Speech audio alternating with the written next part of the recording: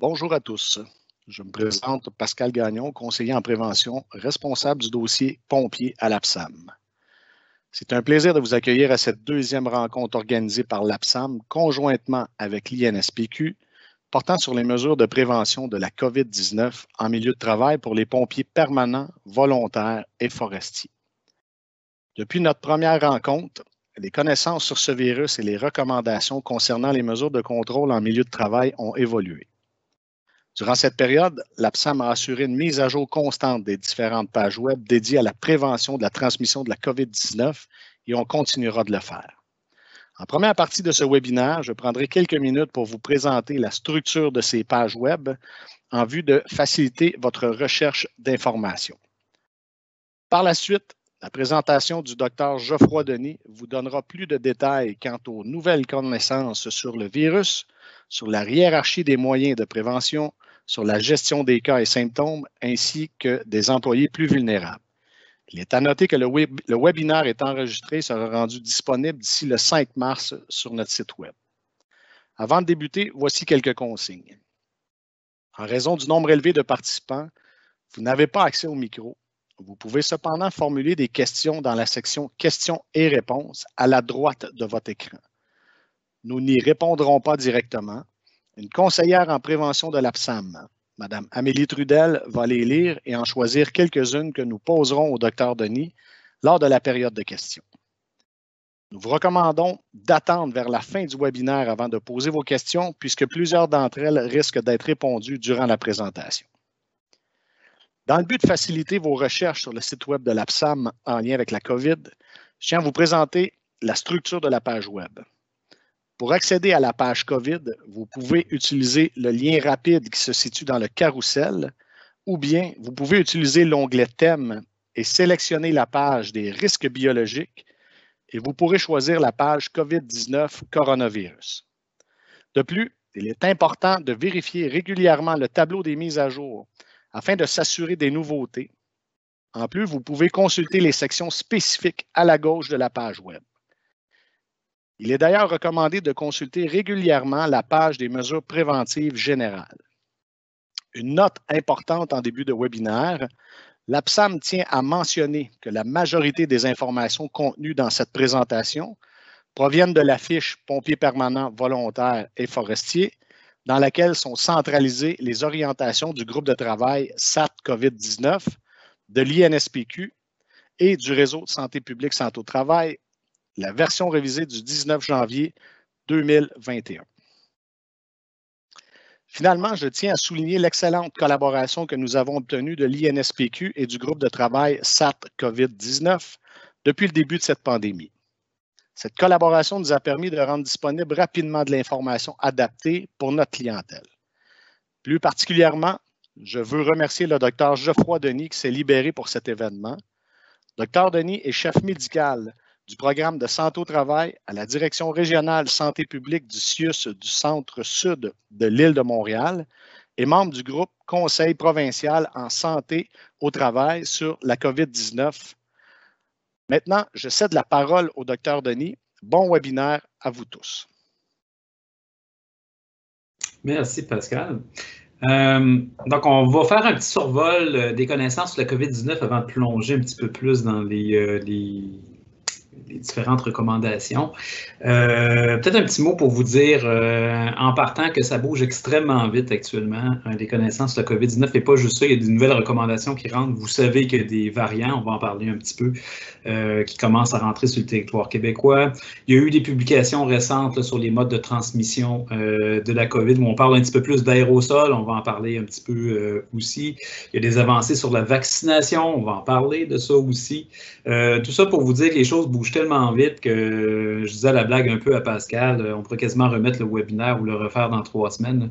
J'ai peur qu'on ait quelques modifications dans la fiche qui vont s'ajouter d'ici là. Je vais essayer quand même de couvrir à travers, on va bien sûr parler de ce qui est en place actuellement, ce qui est dans la fiche là, du 21 janvier, mais je vais quand même vous dire où est-ce qu'on risque d'aller dans les prochaines semaines parce que ça avance très très vite. Mais je tiens vraiment à le mentionner, là,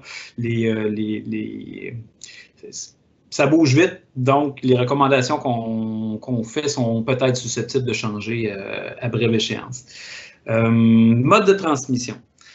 Donc, la COVID-19, je vous l'ai déjà dit, je pense, ou du moins les gens qui étaient en comité de liaison avec Pascal lors d'une première rencontre, pour moi, ce n'est pas une grosse surprise qu'on parle d'aérosols. Je l'ai mentionné aussi dans d'autres webinaires par le passé là, avec les policiers dans le même forum, que les aérosols, ça fait un bout de temps en santé au travail que c'est un peu notre modèle qu'on a en tête. Donc, que ça a évolué un petit peu vers ce sens-là, on n'était pas surpris. Ça ne veut pas dire, parce qu'on parle d'aérosols, que la maladie se propage là, à 30 mètres de distance extrêmement facilement. Fait que je tiens déjà à faire une précision. Oui, la COVID se transmet par les aérosols de différentes grosseurs. Il y en a des très gros qu'on va appeler des gouttelettes. Il y en a des plus petits qui vont rester dans l'air un certain temps. Mais reste que quand on regarde nos données épidémiologiques, la grande majorité de la contagion, elle semble se faire à proximité malgré tout. Donc, c'est quand on est proche de quelqu'un pendant un certain temps qu'on risque le plus de contracter la maladie. Ceci dit, il faut quand même faire attention dans certains lieux fermés. Je vais y venir un petit peu plus tard. Une chose qu'on parle un petit peu moins, c'est la transmission par les surfaces. Au départ, on était très à cran là-dessus. On vous recommandait de laver, de désinfecter presque toutes les surfaces tout le temps. C'est encore important de faire de la désinfection, mais je vous dirais qu'on ne pense pas que c'est la voie majoritaire de transmission. Hein. Les gens ont arrêté de laver les oranges dans l'évier. Fait qu'on est plus... c'est une voie possible de transmission. Il ne faut pas la négliger complètement. Il ne faut pas abandonner l'idée qu'il faut laver surtout les surfaces high touch. On pourra y revenir tantôt. Mais on parle moins de cette voie-là actuellement. Donc, une chose, par contre, qui est quand même nouveau, je vous dirais qu'on parle de plus en plus, c'est la transmission possible au-delà du 2 mètres. Ce n'est pas la plus fréquente. Je tiens encore à préciser, la grande majorité, probablement plus que 90% des cas d'infection se font à moins de 2 mètres. Mais il ne faut pas négliger que des fois, surtout dans les lieux fermés, ça peut aller... le virus peut aller un petit peu plus loin. Sur la prochaine diapositive, on va voir un peu ces conditions-là qui favorisent la transmission du virus, puis ça va vous préoccuper pour au moins 2 aspects, parce que vous vivez en caserne d'une part et vous faites des interventions dans les domiciles d'autres milieux, lieux de travail, lieux institutionnels qui sont des lieux fermés. Donc, qu'est-ce qui favorise l'accumulation d'aérosols dans l'air qui pourrait contenir de la COVID? D'abord, les rassemblements, il faut être assez nombreux. Plus on est nombreux, plus le risque augmente. Des rapprochements, des gens qui sont proches, à moins de 2 mètres en particulier. Dans des lieux fermés, plus les lieux sont exigus, fermés, moins bien ventilés, pour une durée prolongée. Et bon, il y a un petit peu de littérature aussi qui va à l'effet que, dépendamment de ce qu'on fait, on va émettre un peu plus d'aérosols. Donc, si vous chantez, si vous parlez fort, si vous criez, vous allez émettre un peu plus d'aérosols que si vous respirez. Parce que oui, même le fait de respirer va émettre un petit peu d'aérosols. Donc, l'idée... Ce qui est dur actuellement, je vous dirais, c'est qu'on n'a pas de critères extrêmement précis. Qu'est-ce que ça représente un lieu qui est mal ventilé? C'est pas archi clair. Parce qu'on sait que plus on est dans ce genre de conditions-là, plus on est là longtemps, plus ça peut devenir un enjeu. Donc ça, j'aimerais ça qu'on garde ça en tête quand on va parler des mécanismes de transmission plus tard. Mais de bottom line, je vous dirais quand même, ce qu'on a tendance à négliger, on parle beaucoup de ventilation de ce temps-ci, de ça, mais on a tendance à négliger le contact à proximité de 2 mètres, puis on ne devrait pas, parce que ça reste vraiment toujours notre premier focus là, quand on cherche à réduire la transmission. Ça, on va vous parler un petit peu de vaccination, parce que, bon, le soleil commence à pointer au bout de l'horizon. On a commencé à vacciner, comme vous le savez, les travailleurs de la santé, les personnes âgées en résidence ou en CHSLD. Ça avance assez bien dans le Québec, là, ce niveau-là, actuellement. Les pompiers sont des travailleurs essentiels. Si vous regardez un document qui s'appelle la priorisation tel que le recommande le Comité d'immunisation du Québec, vous allez voir que vous êtes au 9e rang, en fait, avec les autres travailleurs essentiels. Donc, les personnes qu'on vaccine en premier, c'était clientèle de CHSLD, travailleurs de la santé, résidence personnes âgées de plus de 60 ans, puis on y va dans l'ordre 80, 70, 60 et plus, les gens qui ont des maladies chroniques, peu importe leur âge, et finalement les travailleurs essentiels avant de vacciner la population en général. Donc, ça indique en thèse qu'on déploie cette vaccination-là pour les travailleurs essentiels. Les arrivages de vaccins étaient un petit peu là, mais ça commence à accélérer, puis c'est censé normalement s'accélérer beaucoup dans les mois qui viennent.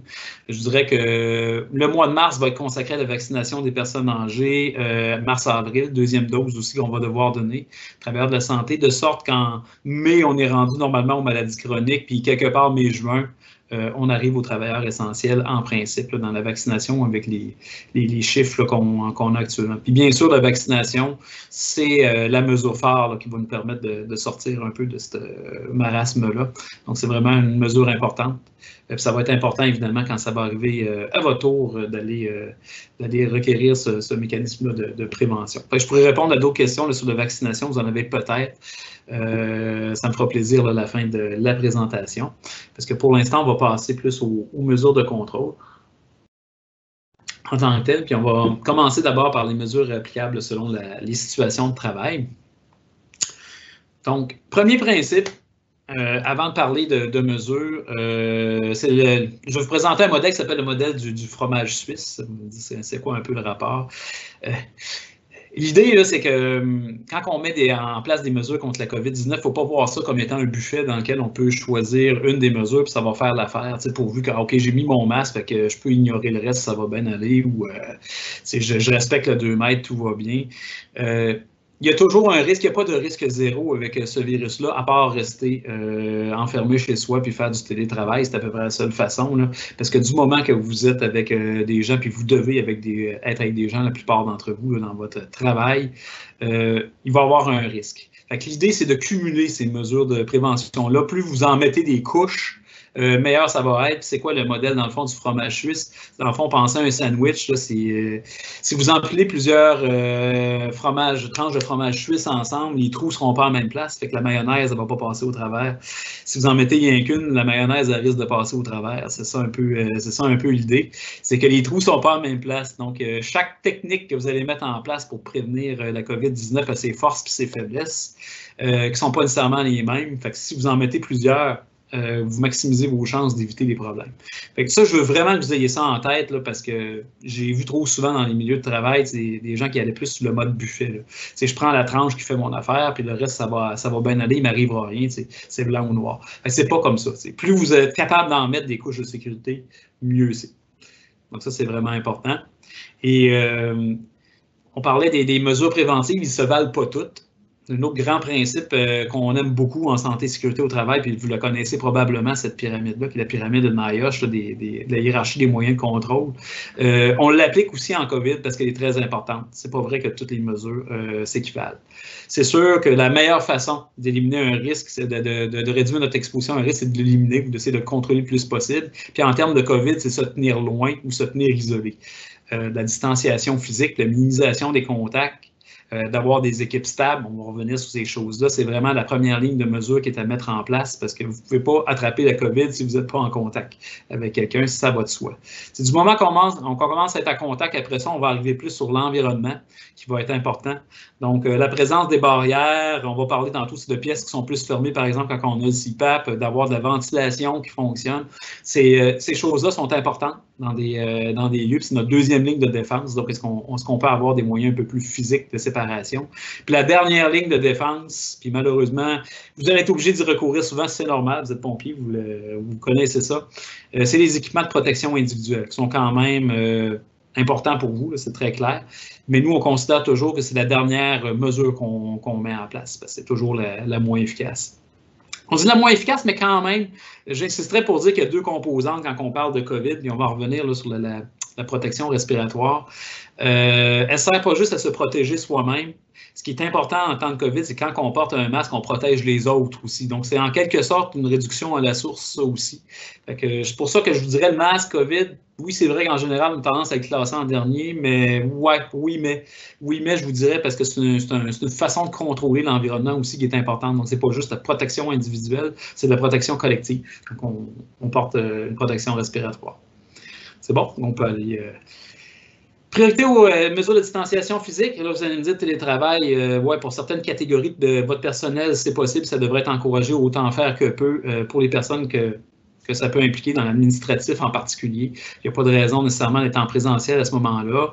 Minimiser les réunions, les rencontres quand c'est vraiment pas essentiel ou si ça peut être fait comme on le fait présentement via Teams, c'est vraiment quelque chose qu'on devrait privilégier. Puis si on doit vraiment être en présence avec des personnes, ben à ce moment-là, les tenir à 2 mètres de distance le plus souvent possible. Ça, c'est des règles de base.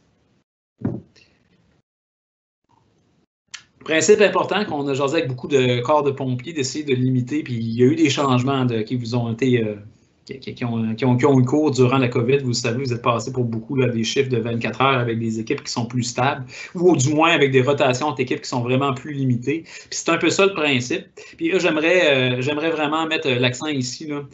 Le fait d'avoir une équipe le plus stable possible avec les mêmes personnes, c'est une façon de minimiser le nombre de personnes qui sont présentes. Ce n'est pas une bulle. Ça veut dire que ce n'est pas parce qu'on est souvent ensemble avec, et ça, je tiens vraiment à le préciser parce que je le vois malheureusement à trop de corps de travail. Dans beaucoup d'autres endroits, ce n'est pas spécifique à vous autres, là, mais je vois tellement de monde qui pense qu'on est toujours les 6-7 mêmes personnes. Qu'est-ce qu'on peut enlever nos masques? Là, ça ne changera pas grand-chose. S'il vous plaît, ne pas faire ça. Ce n'est pas une bulle. Donc, l'idée de réduire les contacts, c'est vraiment ne pas avoir de minimiser la chance que le virus va se frayer un chemin là, dans un réseau social. Donc, éviter les contacts directs, ça va de soi. Puis réorganiser les espaces physiques, les activités de travail de manière à respecter la distance de 2 mètres. Ça, j'en ai parlé un petit peu tantôt. Là, donc, salle de formation le moins possible, s'il vous plaît. Donc, priorité aux mesures de distanciation physique, on a parlé. Si impossible, installation d'une barrière physique. Ça peut dépendre. Dans votre cas, c'est peut-être un petit peu moins fréquent, là, dépendamment du contexte. J'aimerais dire peut-être une chose là-dessus. C'est sûr qu'avec les aérosols, au début, on était beaucoup sur le mode on va mettre des plexiglas ou des choses comme ça pour séparer un petit séparateur. Ça a des effets pour les grosses gouttelettes qu'on peut projeter. Ça a moins d'effets sur les aérosols, je vous dirais, mais quand même, à ne pas négliger. Parce qu'on a quand même quelques études qui ont été faites. Puis il y a un certain effet dans des écrans, surtout s'ils sont assez hauts. Fait que l'idée, c'est quand on a des écrans physiques, des barrières physiques, c'est de les faire quand même d'être plus larges et hauts que moins, parce que vous allez créer des zones qui peuvent quand même limiter la propagation des aérosols aussi. Ceci étant dit, si vous pensez à remanier une caserne ou un autre lieu de travail, toujours faire affaire avec des ingénieurs en ventilation ou qui vont regarder voir si ça peut avoir un impact sur le pattern de ventilation parce qu'on ne veut quand même pas créer des forêts de plexiglas qui vont nuire à la ventilation, ça serait contre-productif. Donc, l'idée, c'est si vous faites des modifications d'environnement physique, entourez-vous de professionnels pour le faire pour être sûr qu'on ne va pas scraper la ventilation dans un lieu, c'est peut-être un message important. Puis, si impossible, évidemment, là, on va passer aux équipements de protection individuelle. Donc, la règle, elle reste encore bonne. Je vous dirais je vais revenir un petit peu après parce qu'on est en train de réfléchir par rapport à ça. Pour l'instant, le 2 mètres, 15 minutes, on va en parler un petit peu. On pense que c'est encore valable parce que vraiment le gros de la contagion qu'on voit se fait dans ce genre d'interaction-là. C'est pour ça qu'on vous recommande vraiment, si on est à moins de 2 mètres, de porter un masque de qualité. On va y revenir avec une protection oculaire parce qu'on sait que le virus peut possiblement passer par les yeux. Il y a des cellules avec des récepteurs qui sont sensibles au virus. On ne sait juste pas c'est quoi l'importance de la voie par les yeux, mais on ne prend pas de chance. On vous suggère d'avoir des lunettes de protection quand on est dans les interactions à moins de 2 mètres. Il y a quand même un bémol à ça. Si vous êtes juste une gang de pompiers ensemble, de travailleurs, vous n'êtes pas avec le public, puis vous avez un masque, c'est suffisant. Si tout le monde porte son masque à moins de 2 mètres ou même à plus que 2 mètres, on n'est pas obligé d'avoir une protection oculaire à ce moment-là. Donc voilà. Pour la durée, qui est sur la slide suivante, on a enlevé la notion de 15 minutes qu'on avait dans notre première version de la fiche. En fait, elle est toujours là, mais en note de bas de page, vous direz. La raison, c'est qu'on ne voulait pas mettre l'accent sur le fait que c'était vu, en fait, je dirais, comme étant une permission par beaucoup de gens. Ce qu'on a réalisé dans plusieurs milieux de travail, c'est que les gens interprétaient ça des fois. Je dis, ben, c'est correct, je suis à moins de 2 mètres, là, mais j'ai fait 13 minutes 50 secondes, fait que je suis OK, là, je ne suis pas dans mon 15 minutes. Puis le monde, il dealait avec ça comme si c'était une permission de pouvoir être exposé pendant 15 minutes. Je vous le dis ici, c'est possible de contracter la COVID en moins de 15 minutes si on est à côté de quelqu'un qui est contagieux. Donc, ce n'est pas une invitation à passer ce temps-là, ce n'est pas une permission. Alors, c'est pour ça qu'on a retiré cette notion-là. Maintenant, on vous suggère de porter le masque en tout temps si vous pensez que vous êtes à moins de 2 mètres. Pourquoi on a gardé quand même le 15 minutes en bas de page? Parce qu'on sait que si on faisait cette recommandation-là, il y a des gens qui invariablement vont nous demander, ben là, je l'ai croisé quelqu'un dans un escalier, je dois-tu me mettre en isolement? Non, écoutez, là, à un moment donné, il ne faut pas freaker avec ça. C'est pour ça qu'on a quand même gardé une petite notion de 15 minutes cumulée sur un corps de travail dans des interactions brèves. Mais je vous dirais, le bottom line, vous êtes à moins de 2 mètres, ça devrait être avec un masque. Puis ce vers quoi on s'en va probablement, C'est peut-être même plus que ça. Puis je sais que dans le cas des casernes, on va avoir des questions à se poser parce qu'il y a des dortoirs aussi, on va y venir un peu par la suite. On est en train de s'interroger avec l'arrivée des variants actuellement. Les variants, j'en ai pas parlé tantôt, c'est des virus qui ont muté un peu. Le variant qui me préoccupe le plus actuellement, c'est le variant britannique. C'est celui qui a remplacé en Angleterre, qui est en train de pas mal remplacer la souche ordinaire, si vous voulez, en Europe. On pense que d'ici 6 semaines aux États-Unis, ça va probablement être le cas aussi. Puis on pense que c'est ça qui va devenir dominante possiblement d'ici 2 mois à Montréal. Cette souche-là nous préoccupe parce qu'elle a l'air à peu près 50% plus contagieuse que la souche actuelle.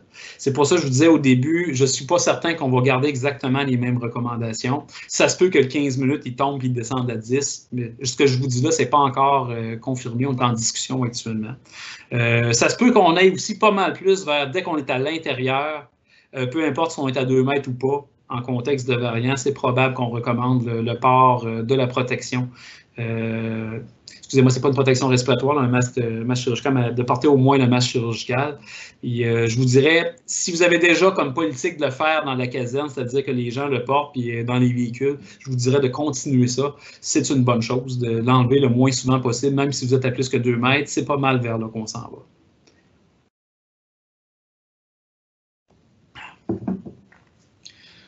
Donc, interaction avec collègues, on vient d'en parler un petit peu. Présentement, les recommandations officielles, je vous le disais, si on est à plus que 2 mètres, en principe, ce n'est pas requis de porter les EPI. Si on est à moins de 2 mètres, là, par contre, oui, il faut. Protection oculaire, seulement si on est en présence de quelqu'un qui ne la porte pas, la protection, ou si on est avec la clientèle, avec des citoyens.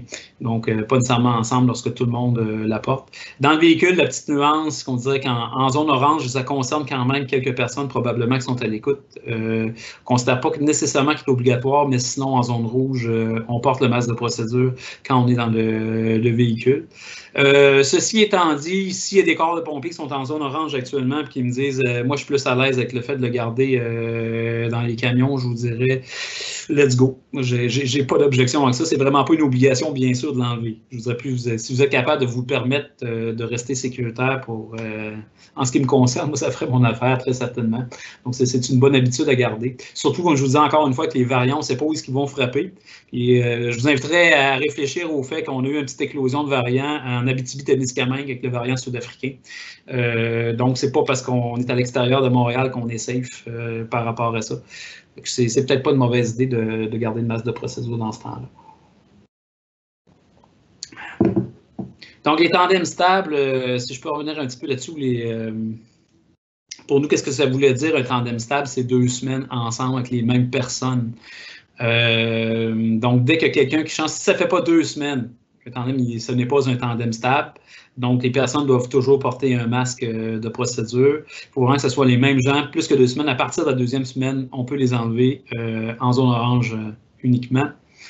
S'il y a quelqu'un qui change, on recommence. 2 semaines, tout le monde avec les masques. Donc, ça, je veux juste que ça soit clair. Donc, on a précisé ça. Parce que je vous dirais, c'est pas arrivé là, chez pompiers policiers, là, mais j'étais rendu, moi, ces chantiers de construction, ils considéraient qu'après un chiffre de 4 heures, c'était une équipe stable.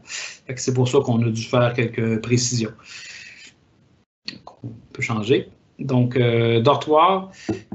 Vous allez me dire, c'est un peu irréaliste, si possible, prévoir un seul pompier par chambre. Je ne comptais pas juste des pompiers aussi en caserne. Des fois, il peut y avoir des pompiers forestiers. Je vais voir comment vous pouvez aménager pour être capable de maximiser ça. Quand on est en dortoir, c'est d'éloigner le plus possible. Je pense de toute façon que c'est ce que vous faites depuis fort longtemps dans chacun de vos casernes, d'avoir réarrangé un peu les lits.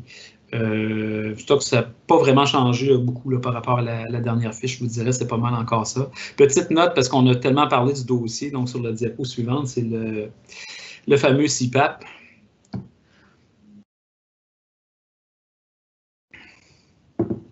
Donc, le CPAP, ça, par contre, ça prend vraiment une chambre individuelle pour l'avoir. Il y a des... Je n'irai pas très loin là-dessus. Si vous avez des questions, vous pourrez toujours me les adresser. Il y a un guide très spécifique pour les CPAP qui est disponible sur le site web de l'INSPQ. Je vous invite à le consulter là, si vous voulez plus de détails pour l'utilisation de ces appareils-là. Une des questions qu'on avait eues récentes, il y a plusieurs modes, des fois sur un CPAP, le mode sec humide. On est en train de voir avec des pneumologues si ça change vraiment quelque chose, mais pour l'instant, je vous dis, je n'ai pas encore la réponse définitive. Mais peu importe importe le mode d'utilisation d'un CPAP, on considère que c'est un appareil qui génère plus d'aérosols que le fait de simplement respirer. Donc, c'est toujours les mêmes recommandations, il n'y a pas de changement. Utilisation d'un CPAP, chambre individuelle ventilée si possible. Vous suivez les recommandations qui sont dans la fiche. Bon, maintenant, on va passer aux interactions avec les citoyens ou avec qu'est-ce qu'on fait. Quand on n'est pas certain qu'est-ce qu'un citoyen a, c'est assez simple.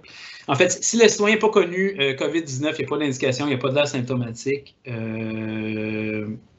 ce moment-là, c'est le 2 mètres qui est un peu notre guideline. Si vous êtes à plus que 2 mètres, vous n'avez pas besoin de porter des EPI normalement. Si vous êtes à moins de 2 mètres, là, c'est les EPI, donc c'est-à-dire le masque et les lunettes en particulier.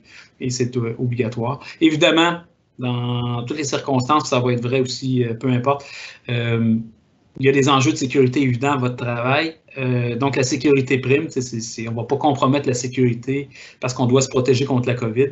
En particulier pour vous, vos chances d'avoir un accident grave à cause d'enjeux de sécurité sont probablement beaucoup plus grandes pour la plupart d'entre vous que d'avoir une forme sévère de la COVID parce qu'en général, sans faire de généralité, vous êtes quand même des personnes qui sont en forme quand on parle des pompiers. Donc, je tiens à ce que ça soit clair là, pour toutes les diapos.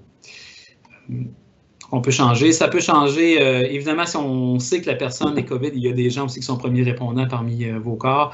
Pour ce qui est des premiers répondants, en général, vous êtes déjà bien branchés sur les directives de la direction des services des soins préhospitaliers. Ils ont changé récemment un peu leur approche suite à la décision de la CSST d'imposer le N95 dans les zones chaudes, dans les milieux de soins. Alors, je vous invite à en prendre connaissance si ce n'est pas déjà fait, parce qu'ils ont changé un peu l'algorithme qui s'applique, entre autres pour les paramédics, puis pour les gens qui sont premiers répondants, c'est quelque chose que vous pourriez être enclin à suivre. Pour les autres, il y a quand même des obligations. On n'est pas encore rendu au N95 dans toutes ces circonstances-là. On est en réflexion là-dessus pour tout ce qui est à l'extérieur des milieux de soins, là, puis du préhospitalier. On est en train de réfléchir s'il n'y aura pas une place pour le N95 dans quelques circonstances. Donc, soyez à l'affût. Dans les prochaines semaines, ça se peut que de nouvelles recommandations sortent à cet effet-là. Pour l'instant, ce qu'on recommande, c'est évidemment la protection oculaire et le masque, c'est sûr. D'avoir aussi un survêtement puis des gants quand on va être avec... on va être en situation où on va être avec des personnes qui sont confirmées ou suspectées de l'être.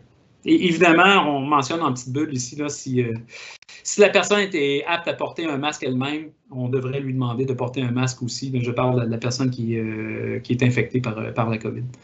Personne décédée ressemble beaucoup mais avec à la manipulation de quelqu'un qui a la COVID. Surtout si on parle d'une personne décédée dont on ne connaît pas le statut ou d'une personne qu'on sait qu'elle est COVID positive, c'est à peu près les mêmes recommandations qu'une personne connue COVID. Continuer. Donc, information complémentaire, vous savez, quand on parle de masque de procédure ou masque médical, un peu pour nous synonyme, ça veut dire un masque qui est au moins ASTM de niveau 1. Ou encore, si on prend la norme européenne, c'est un 14683 type 2R pour que ça soit... Et ça, c'est important d'avoir ces masques-là, pas des masques de type couvre-visage, mais ça, vous le savez déjà. La protection oculaire, par contre, on n'a pas vraiment d'exigence. Vous avez probablement déjà soit des lunettes de sécurité où vous êtes full équipe, évidemment, quand vous êtes en bas en habit de combat d'incendie, on n'en parle pas. Là, on sait que la protection à la fois oculaire et respiratoire est adéquate. Mais la protection oculaire comme telle, si on n'est pas habillé là, en combat d'incendie, elle n'a pas besoin d'être, en tout cas du moins pour des raisons de COVID certifiées, c'est vraiment juste avoir un écran au niveau des yeux. Rappelez que le masque, on le change quand il est mouillé ou aux 4 heures maximum quand on le porte.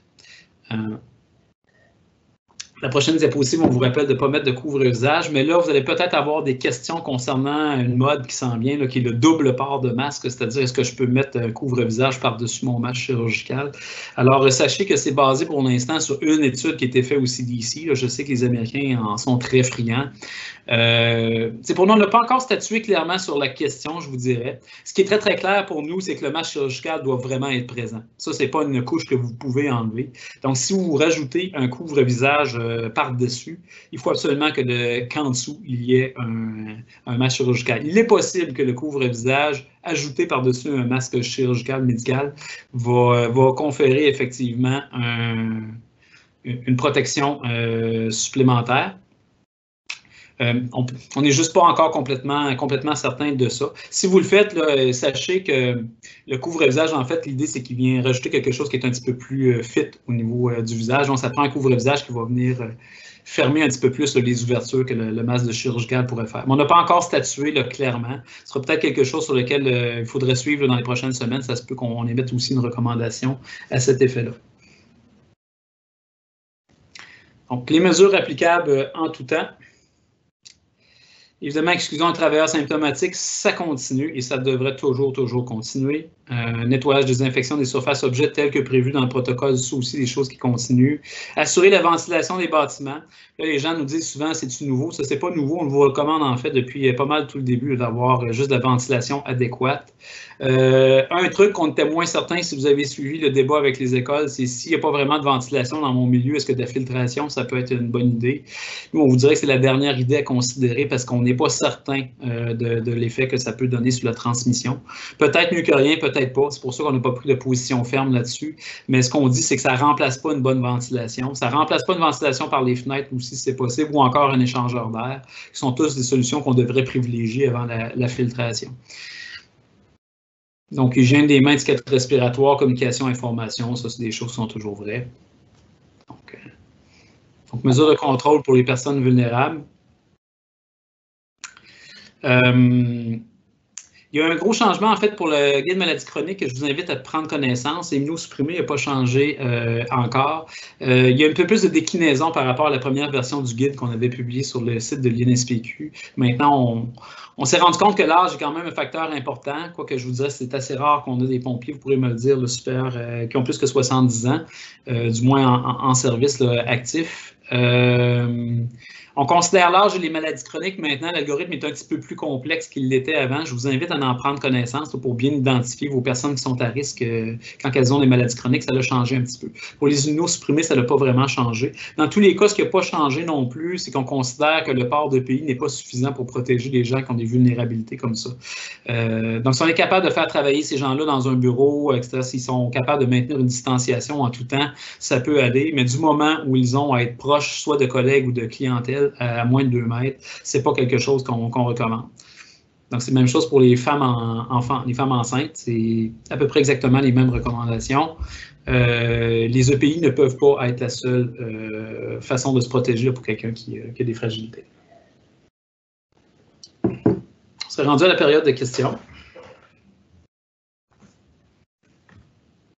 Oui, Geoffroy, merci beaucoup de la présentation. J'ai actuellement 3 questions pour toi. La première va comme suit. La majorité de nos pompiers sont déjà vaccinés en tant que premiers répondants. Pouvons-nous réduire nos mesures de protection en caserne? C'est une bonne question. On n'a pas encore eu de ligne directrice. Je vous dirais qu'à l'hôpital, pour l'instant, on n'a pas diminué les mesures de protection pour les gens qui étaient vaccinés par ailleurs pour l'instant. C'est une excellente question qu'on va essayer d'adresser le plus rapidement possible. Elle est sur la table à dessin, là, je vous dirais. C'est juste qu'on n'a pas encore de réponse à ça. Pour l'instant, je vous dirais non, surtout qu'on a eu une petite incertitude par rapport à l'efficacité du vaccin chez les variants. Maintenant, ça commence à sortir que même pour la plupart des variants, le vaccin serait efficace. Donc, je suis conscient que les gens, là, peut-être avoir hâte de changer un peu leur disposition. Là. Puis je vais essayer on va essayer d'avoir cette réponse-là le plus rapidement possible pour vous, là, mais pour l'instant, la réponse est non, pas encore. Peut-être une petite précision importante à dire là-dessus. N'oubliez pas que le vaccin, hein, c'est pas instantané. Je sors du cabinet, évidemment, puis dès que j'ai eu ma première dose, je suis immunisé. Ça prend de 14 à 21 jours au moins avant que la réponse immunitaire embarque comme il faut.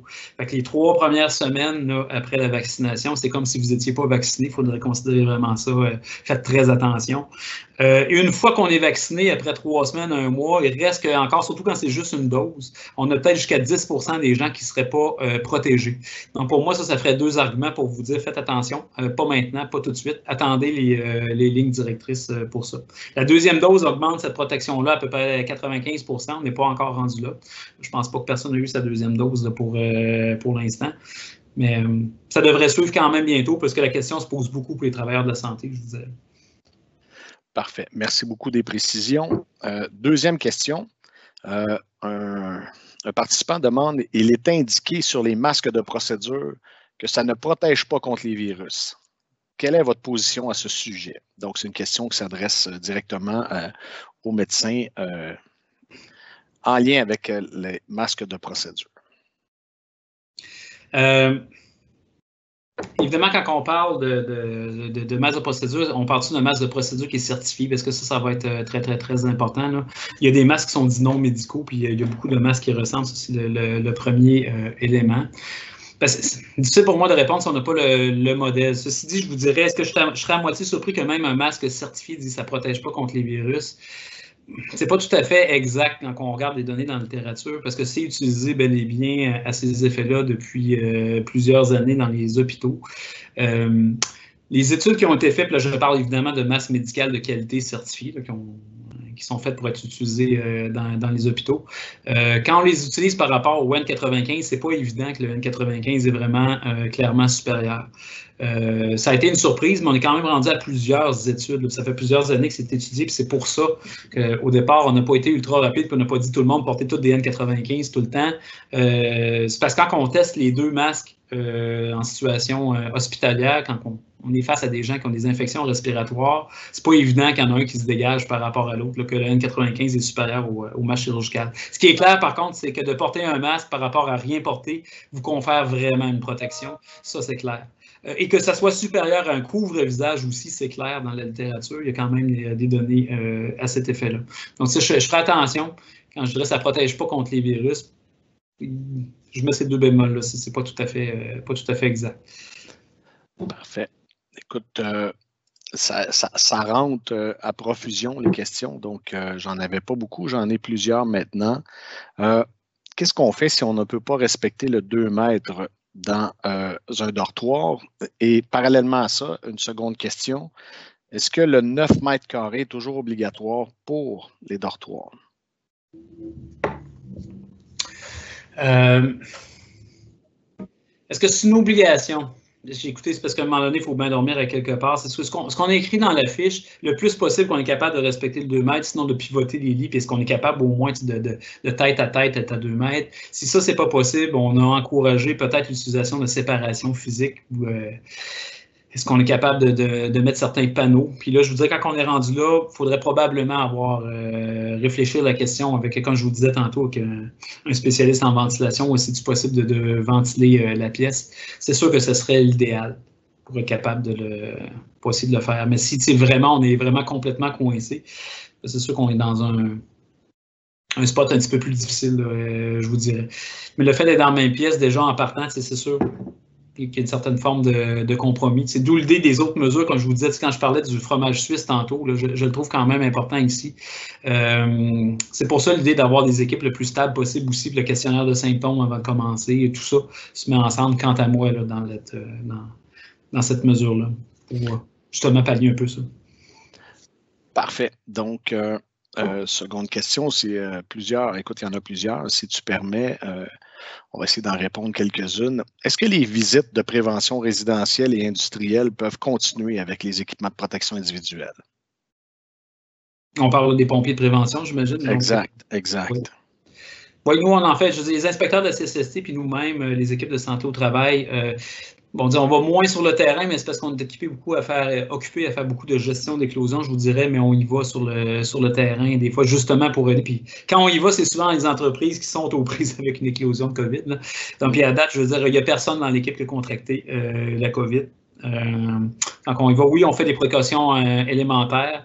Je vous dirais, port du masque en tout temps avec les lunettes. Ça, c'est clair quand on rentre dans les lieux. On essaie de se tenir le plus possible à 2 mètres. Puis, toujours bon, je pense, avant de s'informer, avant de rentrer dans un milieu de travail ou autre, là, est-ce qu'il y a des personnes qui sont suspectées ou connues COVID-19 actuellement dans le bâtiment? De ne pas faire par exprès, évidemment, pour être dans la même pièce que ces gens-là. Mais comme je vous dis, on est allé dans des milieux où on savait qu'il y avait probablement des cas live. On n'a pas eu trop de problèmes quand on respectait ces consignes de base-là, c'est-à-dire se tenir à 2 mètres des personnes, leur demander de garder des distances, leur demander de porter aussi une protection. Ça, je pense que c'est quelque chose qui est important de revêtir au minimum un couvre-visage, idéalement un masque médical.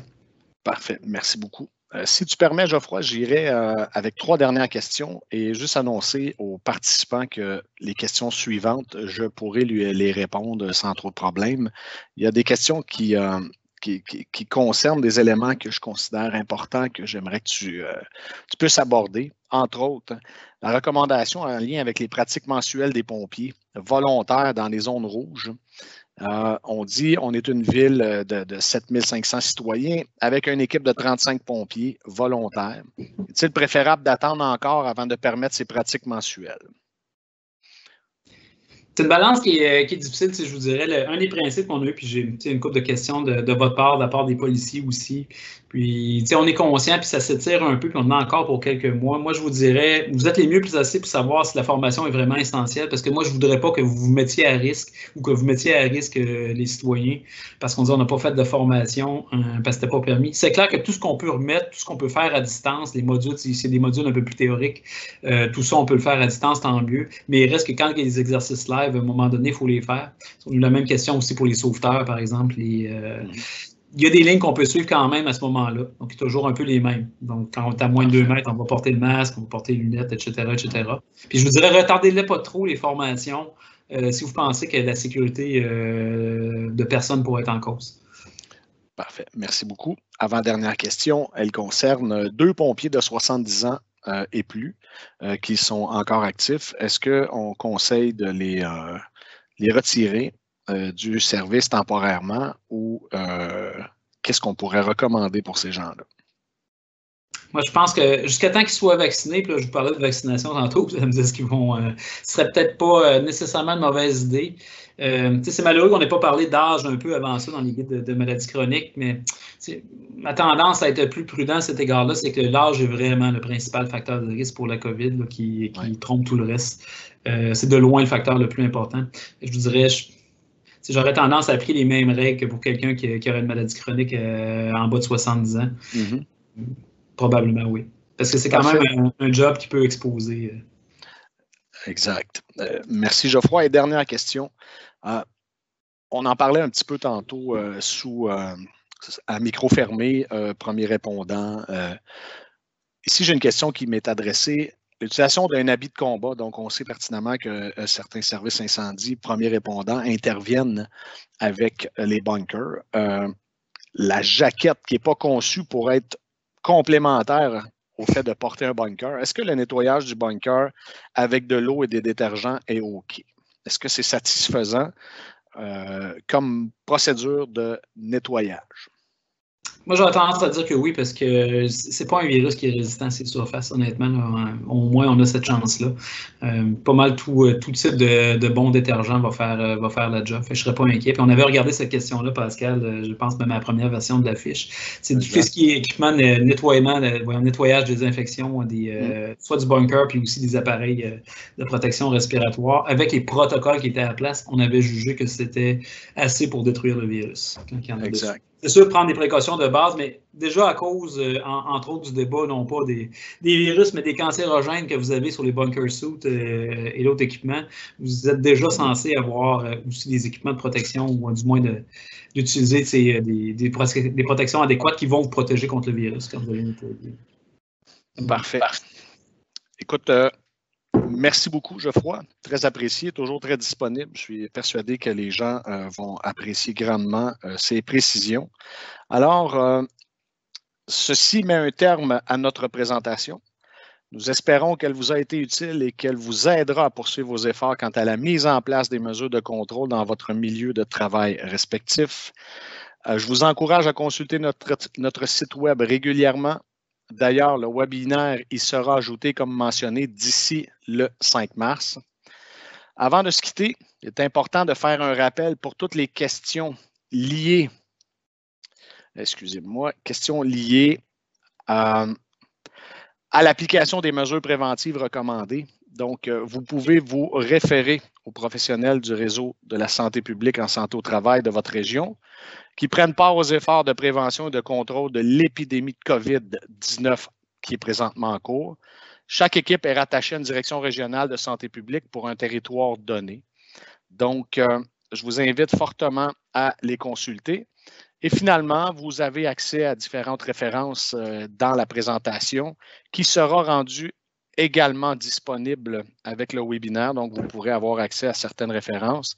On les a fait circuler pour la plupart aussi lors de la présentation dans le chat. Et pour ma part, je prends en note certaines des questions qui n'ont malheureusement pas pu être répondues, mais que je sais pertinemment que la réponse est déjà sur le site web de l'APSAM. Donc, je vais peut-être tenter de faire un compte-rendu de cet événement-là, ou du moins, je réitère le fait de vous inviter à aller consulter le site web de l'APSAM sur la page COVID dans le thème risque bio. Alors, sur ce, je vous souhaite une excellente fin de journée et merci beaucoup de votre participation.